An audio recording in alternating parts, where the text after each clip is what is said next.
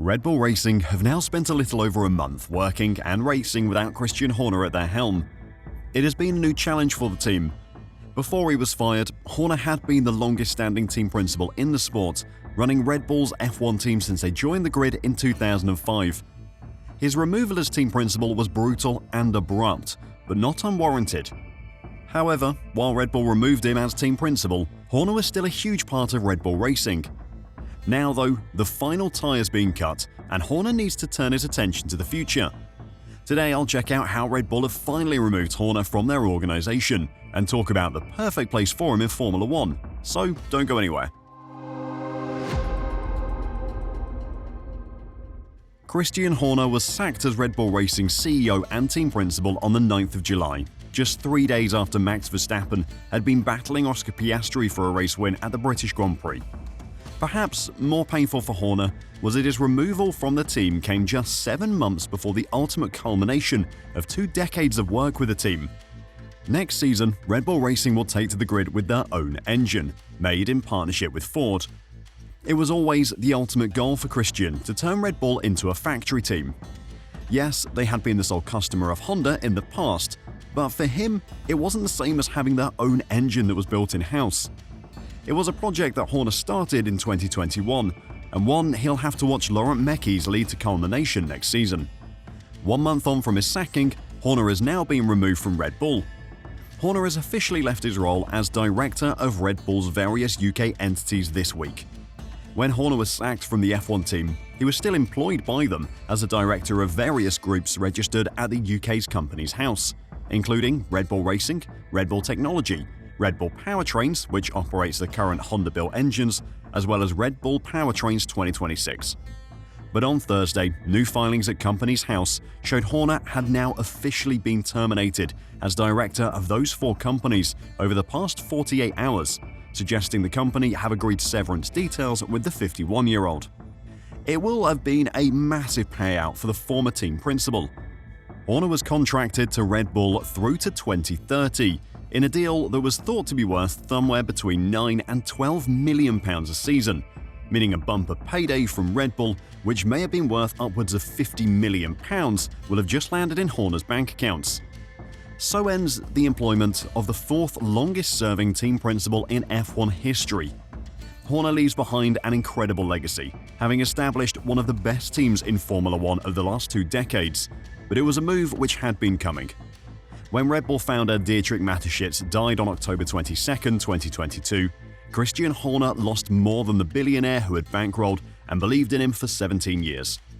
He lost the shield that had protected his rule. From that moment on, the F1 team boss's days were numbered, even if it wasn't clear from the outside at first. Under Mateschitz, Horner was free to run the team as he saw best. There was no politics with the board, no overly involved executives who thought they knew best. It was just Christian and the team. When Mateschitz died though, Horner's autonomy ended. When the Red Bull empire was split between 3 executives in Austria, one of them, Oliver Mintzlaff, a former football chief with no deep roots in racing, everything changed. All of a sudden, Horner had to answer to someone who thought he knew better, who didn't see the success of decades, just saw a project he wanted to make his mark on. Mintzlaff's dislike of Horner actually dates back to before Mateschitz's death. Mintzlaff, then still running RB Leipzig, had championed a Porsche buy-in that would have given the carmaker a 50% stake in Red Bull Racing. Horner hated the idea of losing complete control of the team and used his influence with the Thai majority owners to get the deal scrapped. Mintzlaff hated how he'd been undermined. Once Mintzlaff took control of the Red Bull empire, it was just a matter of time before Horner was going to be removed, and the shocking decline in performance on track and the controversies off track just made it easier for Mintzlaff. With his ties at Red Bull now completely severed, Horner is free to look to the future, a future that seems like it's going to involve one struggling team. Before I talk about that though, if you're enjoying the video and want to catch more news and analysis from the current F1 season, then make sure to press the like button and subscribe to F1 Reverse. Thanks a lot. When Horner was removed from Red Bull Racing, no one thought it would be the end of him in Formula 1. Years of interest from Ferrari to hire him as a team principal wasn't going to go away overnight. At the time, Fred Vasseur was going to be out of contract at the end of this season, and some thought that he may just move to the Italian side for 2026. That is not now happening, with Vasseur signing a new contract this month to keep him at the team for the new season. The other option for Horner, which potentially looked more exciting in the long term, if far worse in the short term, is Alpine. In and out of Formula One in various guises, Renault currently runs its Formula One team under the Alpine branding, but as of next season, Alpine will no longer be a works outfit.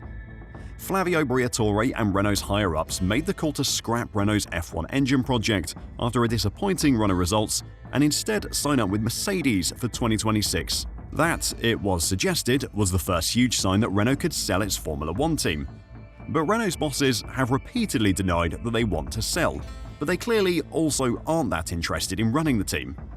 You don't bring in a man like Flavio Briatore to run your team if you want to influence the day-to-day of what's happening there. You bring him in because you know he'll take care of business. Briatore is currently the acting team principal of the team, but it isn't a long-term solution for them. That is where Horner comes in, and Alpine could offer him everything that he used to have at Red Bull under Mateschitz. As former F1 driver Ralf Schumacher said, it would be a good fit as Briatore, Alpine's executive director and de facto team principal, is hardly a modern team principal. I think the time of figures like Flavio is over, he told Bild when asked if Alpine needed Horner. You need tech-savvy people at the top, someone like Horner. Flavio could then help as an organizer and networker, as a face to the outside world. Horner stepping in at Alpine would be the perfect fit. He is a man who can run a team from top to bottom.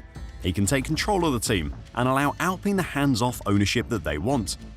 He has proven that he can turn a customer team into a huge success, having won 6 constructors' titles and 8 drivers' titles with Red Bull despite never building their own engines. A move to Alpine could offer Horner something more as well.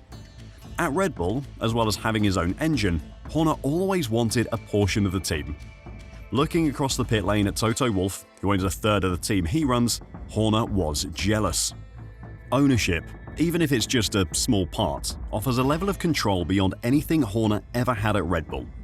That big payoff from Red Bull won't be enough to buy more than a couple of % of a team, but Horner has the contacts to create a partnership with a big money backer to buy a part of the team, securing himself a long-term future running Alpine. F1 teams at the moment are a fantastic growth investment, and there are plenty of parties in the Middle East who would be interested in investing $100 million or so into a team, knowing it could gain tens of % worth of value every year, especially with a successful team principal like Christian Horner at the helm.